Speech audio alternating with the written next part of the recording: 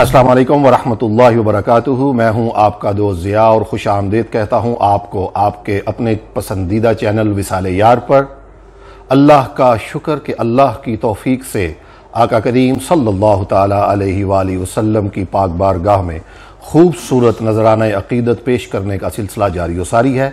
دعا ہے کہ جب تک ہم اس دنیا میں رہیں آقا کریم صلی اللہ تعالیٰ علیہ وآلہ وسلم کا پاک ذکر ہماری زبانوں پر ہو، اور جب ہم اس دنیا سے جائیں نبی کریم صلی اللہ تعالیٰ علیہ وآلہ وسلم کے ذکر پر جائیں اور ہمارا خاتمہ ایمان بالخیر پر ہو۔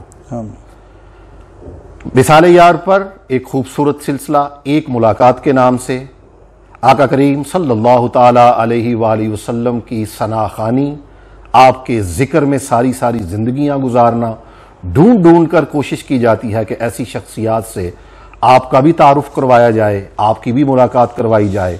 اسی سلسلے میں آج ہم موجود ہیں شہر اقبال سیالکوٹ میں، اور شہر اقبال سیالکوٹ کی ایک خوبصورت آواز آپ شاگرد ہیں جناب الحاج سید منظور الکونین رحمۃ اللہ تعالیٰ علیہ کے۔ کون نہیں جانتا ثنا خوان رسول صلی اللہ تعالیٰ علیہ وآلہ وسلم، بہت بڑا نام۔ آئیے جانتے ہیں کہ آپ کیسے اس طرف آئے اور آپ کو ثنا خوانی کا شوق کیسے ہوا۔ جناب نعمان زاہد صاحب، السلام علیکم ورحمۃ اللہ وبرکاتہ۔ نعمان بھائی کیسے ہیں آپ؟ جی الحمدللہ، مالک کا بڑا احسان۔ ٹھیک ٹھاک الحمدللہ؟ جی الحمدللہ بالکل ٹھیک ٹھاک۔ اچھا یہ بتائیے بچپن کیسے گزرا؟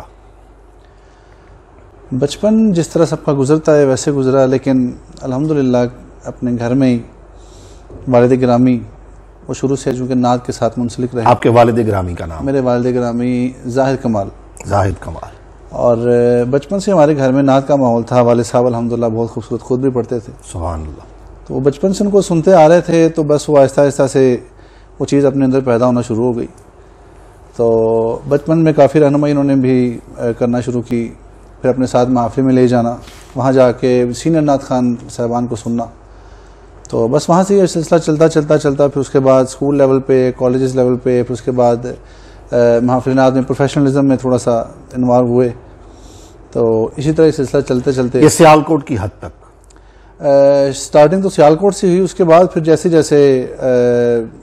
ڈسٹرکٹ لیول پہ، پھر پاکستان لیول پہ محافل نعت، پھر مقابلہ جات جو ارینج ہوتے تھے، تو پنجاب لیول پہ الحمدللہ گولڈ میڈل بھی ون کیا میں نے۔ اس کے بعد آپ کو پتہ ہے جیسے ہی یہ سلسلہ شروع ہوتا ہے تو پھر کافی دوست احباب رابطہ بھی کرتے ہیں، پھر اس کے بعد کافی محافل میں جانا شروع ہو جاتا ہے۔ تو یہ سلسلہ الحمدللہ شروع ہو گیا، پھر اس کے بعد سیالکوٹ سے باہر پنجاب میں، پھر پنجاب سے باہر بھی جانے کا موقع ملا الحمدللہ حضور کی نعت کے صدقے سے۔ ہمارے ناظرین یہ جاننا چاہیں گے کہ باقاعدہ طور پر کس وقت آپ نے، اور کون سا وہ سن تھا جب باقاعدہ طور پر جناب سید منظور الکونین شاہ صاحب رحمۃ اللہ تعالیٰ علیہ کی باقاعدہ آپ نے شاگردی اختیار کی؟ تقریباً کالج لیول میں شروع سے میری انسپریشن جو ہے وہ قبلہ الحاج خورشید احمد صاحب رہے۔ خورشید احمد صاحب ماشاءاللہ بہت بڑا نام، اور میری روحانی طور پہ میں ان کا شاگرد بھی تھا۔ تو مجھے یاد ہے کہ 2002 میں ایک دفعہ وہ سیالکوٹ تشریف لائے، اور میں بڑے مطلب تجسس میں اس پروگرام میں چلا گیا، اور خوشی کی انتہا نہیں تھی کہ آج قبلہ خورشید احمد صاحب سے ملاقات ہوگی۔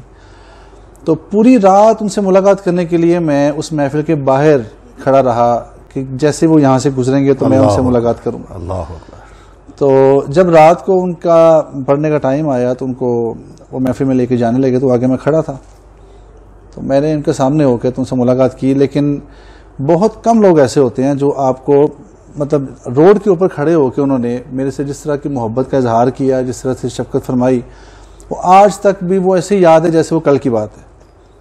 اور مجھے وہ ایک میں نے فرمائش کی ان سے، اور فرمائش وہ پوری نہ کر سکے چونکہ فرمائش کا ڈھیر لگا ہوا تھا۔ جی۔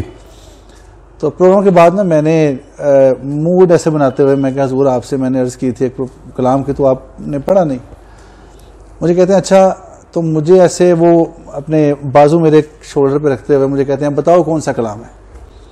میں نے کلام کی فرمائش کی، اقبال عظیم صاحب کا کلام تھا، بسا ہوا ہے نبی کا دیار آنکھوں میں۔ آپ یقین نہیں کریں گے ضیاء بھائی کہ وہ آن روڈ کے اوپر تقریباً 60-70 لوگوں کے مجمع کے درمیان کھڑے ہو کے مجھے نعت شریف سنانا شروع کر دیا۔ اللہ اکبر۔ اور میں بے اختیار ہونا شروع ہو گیا کہ مطلب اتنی بڑی شخصیت اور میرے ساتھ ان کا یہ ان کی شفقت۔ تو بس وہاں سے پھر ان کے ساتھ سلسلہ وہ انسپریشن بنے. ہاں جی. تو وہاں سے باقاعدہ ان کے ساتھ رابطے میں رہنا شروع ہوا. پھر نیکسٹ ایئر جب وہ آئے تو الحمدللہ میرے گھر تشریف لائے اور انہوں نے مجھے باقاعدہ میرے والدین کے موجودگی میں مجھے اپنا شاگرد کیا.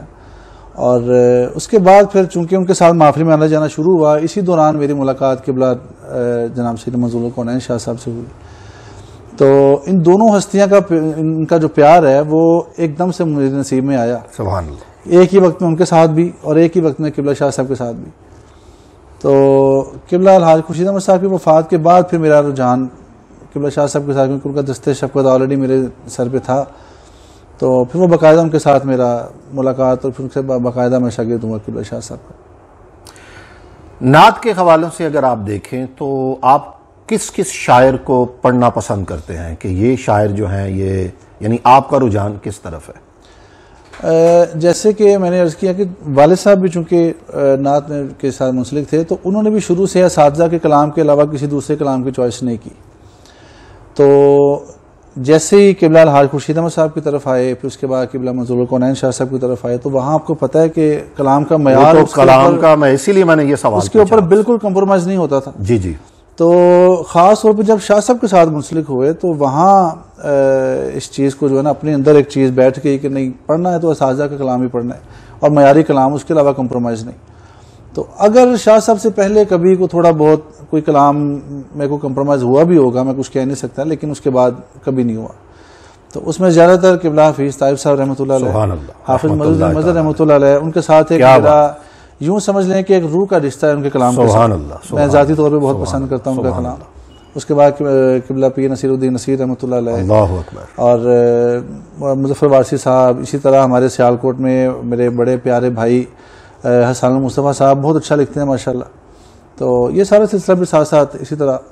یہ جس دور کی آپ بات کر رہے ہیں میں جانتا ہوں اور آپ بھی بلا شبہ کہ یہ دور جناب الحاج محمد علی ظہوری قصوری استادوں میں نام, آپ استاد, اور قاری زبید رسول رحمۃ اللہ تعالیٰ علیہ, اس کے بعد الحاج عبدالستار نیازی رحمۃ اللہ تعالیٰ علیہ, کراچی سے استاد خالد محمود خالد رحمۃ اللہ تعالیٰ علیہ.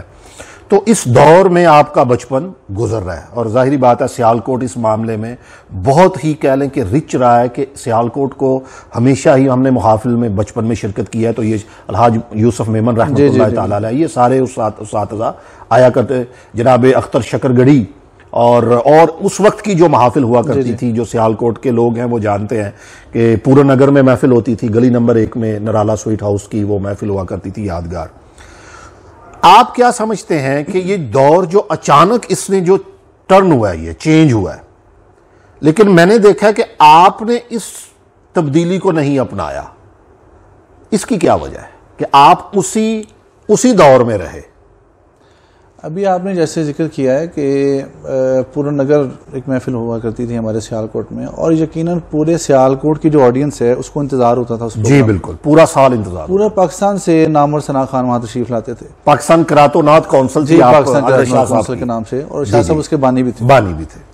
اور وہاں جو ایک روحانیت ملتی تھی پروگرام میں وہ بہت کم کسی دوسرے کسی محفل میں, یا مطلب یوں کہہ لیں کہ آج کل کا جو دور چل پڑا ہے جی جی, اس میں صرف نمود و نمائش ہوتی ہے پیسے کی, اور اس کے علاوہ باقی معاملات, یہ تعلق وہ تعلق, ایسے ویسے لیٹر میٹر ایسے ہی. تو وہاں شروع سے ہی اس چیز کو سنتے سنتے نا اس چیز نے دل میں گھر کر لیا. پھر یہ احساس ہوا کہ اس چیز کے بغیر اس کے علاوہ کوئی دوسرا اگر آپ سنتے ہیں تو اس میں وہ اثر نہیں ہوتا. جو کیفیت, جو حضوری کا سلسلہ یہاں سے بنتا ہے وہ وہاں سے نہیں بنتا. تو یہ چیز ایسی دل میں بیٹھ گئی, اور اس کے بعد جیسے ہی قبلہ سید منظور الکونین شاہ صاحب استاد گرامی سے جیسے تعلق ہوا تو اس کے بعد تو سوال ہی پیدا نہیں ہوا کہ آپ وہاں سے ٹرن کر کے دوسری طرف آئیں. اللہ اکبر. تو وہ چیز اور پختہ ہوتی چلی گئی.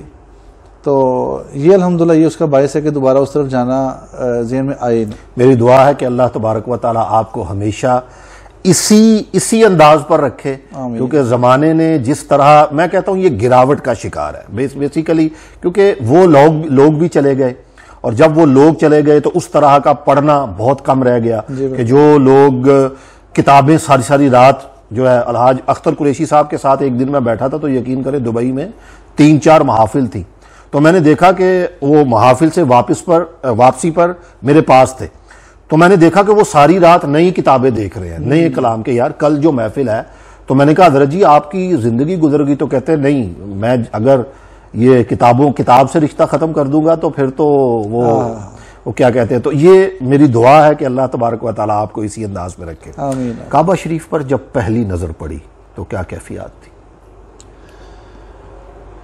شروع سے سنتے تھے کہ جب اللہ تعالیٰ کی ذات یہ موقع فراہم کرتی ہے انسان کو, تو وہ فیلنگ جو ہے نا وہ بالکل بیان سے باہر ہوتی ہے.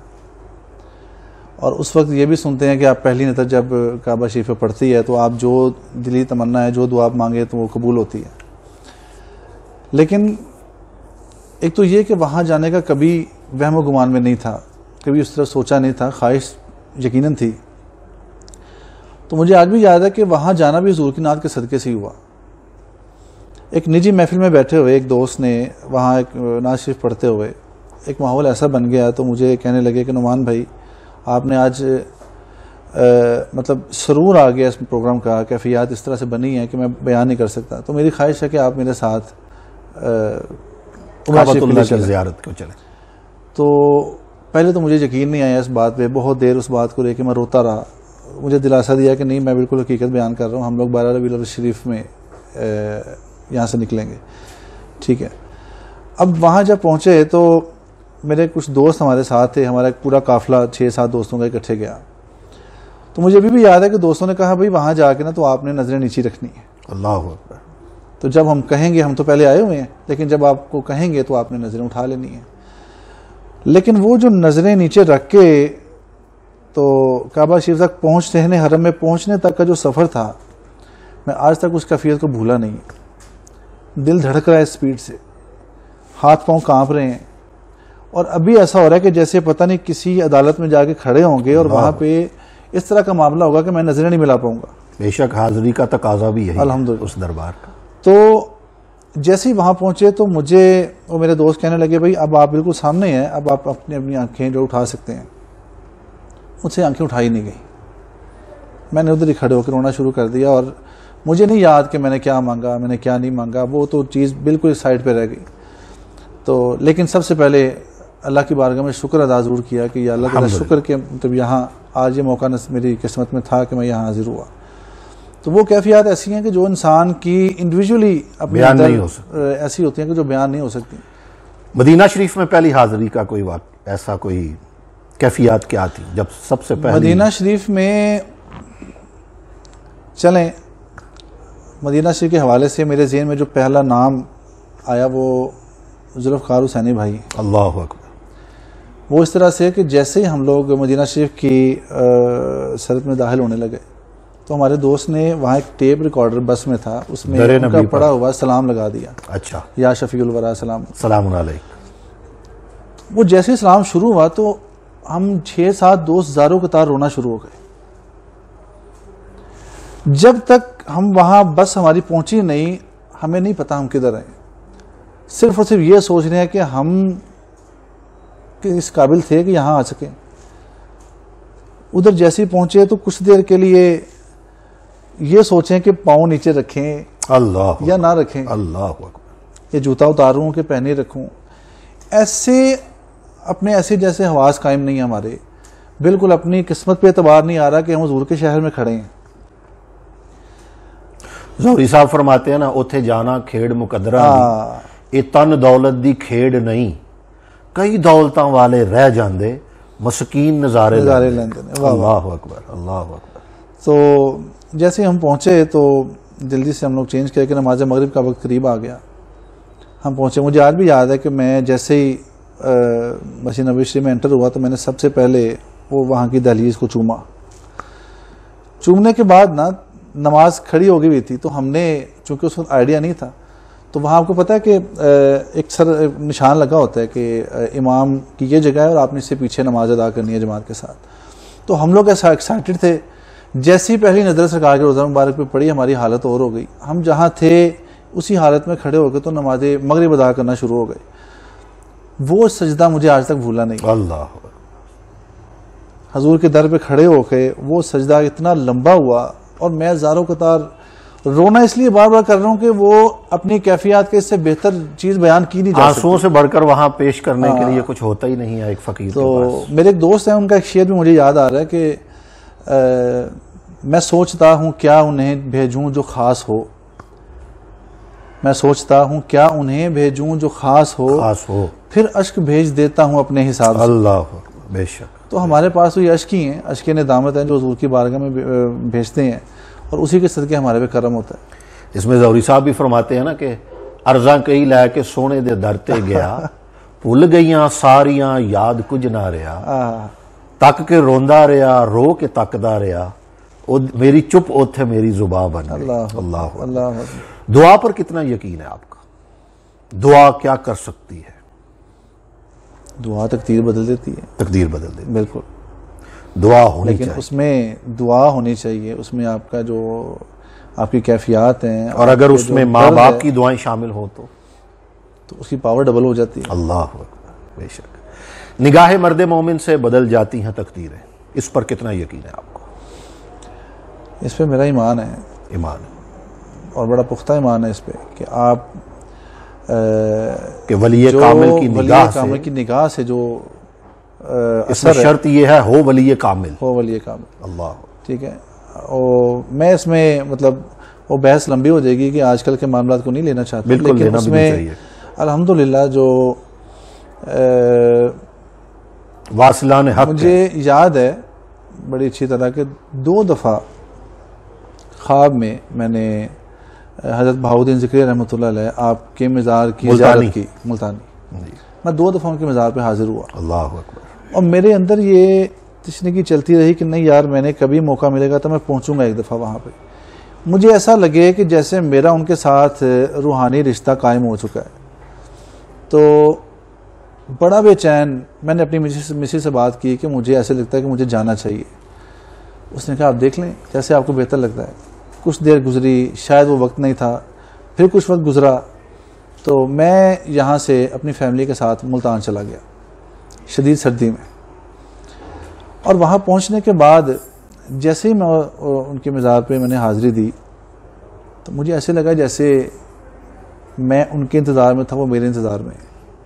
اور میرے ایسا مجھے محسوس ہوا وہاں بیٹھ کے کہ ان کا دست شفقت جو ہے نا وہ میرے سر پہ. سبحان اللہ. اور وہاں جو میں نے کچھ گھڑیاں گزاریں وہ میری زندگی کا انمول اثاثہ ہے. اس دن یہ بات، یقین تو پہلے بھی تھا لیکن اس دن یہ بات کھل کے سامنے آئی کہ نہیں، یہ جو روحانی تعلقات ہیں، یہ جو اولیاء کرام کے جو معاملات ہیں، یہ انسان کی یہاں سے اس جگہ پہ جانے کا وسیلہ سب سے بڑا وسیلہ یہ ہے. یہی ہے. کتاب کون سی پسند ہے آپ کو؟ کتاب قرآن کریم کے علاوہ بات. قرآن کریم تو ہے ہی، وہ تو قرآن کریم کے علاوہ جو ہے میں زیادہ تر مطلب ناز شریف کے حوالے سے ہی مطالعہ کرتا ہوں جن میں اساتذہ کے کلام شامل ہیں. اور خاص طور پہ زیادہ جو مرکز ہے وہ کلیات طائب اور کلیات حفیظ طائب اور کلیات مظہر، یہ زیادہ ہاں جی وہ زیادہ تر میرے جو ہے نا مطالعے میں رہتی ہیں. روتے ہیں آپ؟ کون نہیں رونا چاہتا. کیا چیز رلاتی ہے؟ حضور کے در کی حاضری. سبحان اللہ. وہ جب یاد آ جائے، جیسے ہی جب وہ تار چھٹ جائے ذکر رسول صلی اللہ علیہ وسلم کی، تو یقینی طور پر بے شک کوئی ایسی حاضری کہ جو اب تک یاد ہو. نعت کے محافل کے سلسلے میں بات کرو. محافل کے سلسلے میں ایک دفعہ استاد گرامی قبلہ منظور الکونین شاہ صاحب ایران کے دورے پہ تھے. تو سانگلہ ہل میں انہوں نے میری ڈیوٹی لگائی کہ آپ نے وہاں پروگرام میں پہنچنا ہے. میں اور سید زبیر مسعود شاہ صاحب ہم دونوں وہاں موجود تھے. تو وہاں پہنچتے ہی میزبان محفل نے پرتکلف کھانے کا بندوبست کیا اور وہاں پہ ہم نے وہ سادہ پانی لے کے اس کو پی لیا، لیکن وہ فلٹر نہیں تھا. وہ پانی پیتے ہی نا میرا گلا ودن 3 منٹس وہ گلا میرا ڈل ہو گیا، بالکل میری آواز بیٹھ گئی. زبیر بھائی پریشان ہو گئے، مجھے کہتے ہیں یار آپ کو سامنے وہ دوسری بوٹل پڑی ہے. تو میں نے کہا چلیں اب جو ہونا تھا ہو گیا. بڑی کوشش کے باوجود میرا گلا ٹھیک نہیں ہو رہا تھا. اب میں نے ان سب کو بھیجا. اب یقین کریں جا بھائی کہ میں اکیلا بیٹھ کے تو میں نے رونا شروع کر دیا. میری آنکھوں سے وہ آنسو جاری ہو گئے. میں نے حضور کے بارگاہ میں عرض کی حضور اتنا سفر کر کے آیا وہاں یا رسول اللہ صلی اللہ علیہ تے استادہ نے محبت نال بھیجیا ہے, حضور مہربانی فرماؤ. میں اتنی بات کر کے تو میں محفل میں آ گیا ہوں. جیسے ہی اسٹیج پہ بیٹھا ہوں میری باری آئی ہے تو میں سب کو درود شریف کا کہہ کے نا تو میں نے اپنی آنکھیں پھر بند کر لی. میں حضور آپ مہربانی فرمائیں, آپ کے علاوہ کوئی مجھے سنبھال نہیں سکتا. میری زندگی کی یادگار حاضری ہوئی اور مجھے نہیں پتا کہ میری وہ آواز کہاں سے نکلی, کیسے نکلی. اور اس وقت عالم یہ ہو گیا کہ میری نعت کے دوران پیران عظام تشریف فرما تھے اور 4 سے 5 بزرگ وہ مجھے ایسے آ کے تو انہوں نے مجھے حلقے میں لیا ہوا ہے اور وہ بھی زاروں قطار رو رہے ہیں اسٹیج پہ اور میں بھی زاروں قطار روئی جا رہا ہوں, کیونکہ پڑھانے والے اس وقت آقا کریم صلی اللہ علیہ وسلم کی ذات. مجھے یاد ہے کہ وہاں شعر چل رہا تھا کہ لکھ وار جے رب اس دھرتی تے دیوے موقع آمن جاون دا, لکھ وار میں آ کے مر جاواں تیرے نام تو صدقے ہو. اللہ. تو وہ جو پل تھا نا کہ ابھی حضور کی بارگاہ میں عرضی پیش کی ہے اور حضور نے کرم کر دی ہے اور یہ سارا معاملہ بالکل چھٹ گیا ہے, تو وہ الحمدللہ میرا یادگار پروگرام تھا. کھانے میں کیا پسند کرتے ہیں؟ کھانے میں کچھ بھی ہو, سبزی زیادہ شوق. مرغوب کیا چیز ہے؟ بریانی. بریانی. اس معاشرے میں اس وقت نفسا نفسی کا عالم ہے. آپ کیا سمجھتے ہیں کہ احساس اور محبت کی کتنی ضرورت ہے اس وقت اس معاشرے میں؟ اس معاشرے میں اس وقت کس چیز کی کمی ہے, اس کو ایڈ کر لیتے ہیں کہ جو وہ اگر ہو جائے تو ہم بہتر طریقے سے اپنی زندگی گزار سکتے ہیں. جیسے آپ نے کہا ہے نفسا نفسی, تو وہ اصل میں تو جواب وہی آ گیا نا آپ کو, نفسا نفسی جو معاملہ ہے اسی کو ختم ہونا چاہیے. تو اصل میں دوستوں کے اندر درد ختم ہوتا جا رہا ہے. یہ بات احساس, ایک دوسرے کی تکلیف کو ہم لوگ اپنی تکلیف نہیں سمجھتے. ہم لوگ صرف اس وقت اپنی طرف لگے ہوئے کہ یار ہمارا جس میں فائدہ ہے وہ چیز ٹھیک ہے اور جس کام سے جتنا بچا جا سکے وہی بہتر ہے. ٹھیک ہے, حالانکہ پرانے وقت ایسے نہیں تھے. پرانے وقتوں میں پورے کا پورا گاؤں, پورے کا پورا علاقہ جو ہے نا وہ کسی کی مشکل دیکھے تو مدد کے لیے آ جاتے تھے, آ جایا کرتے تھے. تو اب یہاں پہ ایک لمحہ فکری ہے کہ ہمارے ساتھ والے گھر میں بھی خدا نہ خواستہ کوئی ایسا مسئلہ ہو جائے تو ہمیں اسی کی پرواہ نہیں ہوتی, کیونکہ درد ہمارے اندر نہیں ہے. آنے والے ثنا خانے رسول صلی اللہ علیہ وسلم جو نوجوان ہیں ان کو کیا نصیحت کرنا چاہیں گے کہ کیا ایسی چیز ہے کہ جس کو وہ اپنائے رکھیں, اور کیا کہتے ہیں اس بارے میں؟ میری ان سے یہی گزارش ہے کہ بس جتنے بھی سینئرز اساتذہ ہیں ان کے کلام سے مستفیض ہوں. جتنا زیادہ ان کو سنیں گے, جتنا زیادہ اس پہ اپنی کیفیات کو ان کے ساتھ جوڑیں گے تو اتنا ہی اس چیز کا ان کی طبیعت کے اوپر اثر ہوگا. یہ جو کاپی پیسٹ کا دور ہے اس کے بارے میں کیا کریں گے کہ یوٹیوب کے اوپر جو بھی چیز ہٹ ہوتی ہے وہ ساری محافل میں شروع کر دی جاتی ہے اور جس نے اصل اس کو کمپوز کیا ہوتا ہے وہ بہت پیچھے رہ جاتا ہے. جی اس بارے میں آپ کیا کہیں گے؟ بس اس کے بارے میں ان کے لیے دعائیں کر سکتا ہوں کہ اللہ تعالیٰ ان کو ہدایت عطا فرمائے. تو لیکن کاپی پیسٹ میں بھی دیکھیں نا کہ وہ کہتے ہیں نا کہ نقل کرنے کے لیے کی بھی عقل چاہیے, عقل کی ضرورت ہے. یا تو آپ اس کو کاپی کریں اس سے بہتر کرنے کی کوشش میں, اور اگر آپ نے اس کو پڑھ کے تو اس کا بھی مزہ خراب کرنا ہے تو بہتر ہے کہ اس طرح یہ معاملہ نہ کیا جائے. زندگی کا احساسہ آپ کے نزدیک کیا ہے؟ آپ کی زندگی کا؟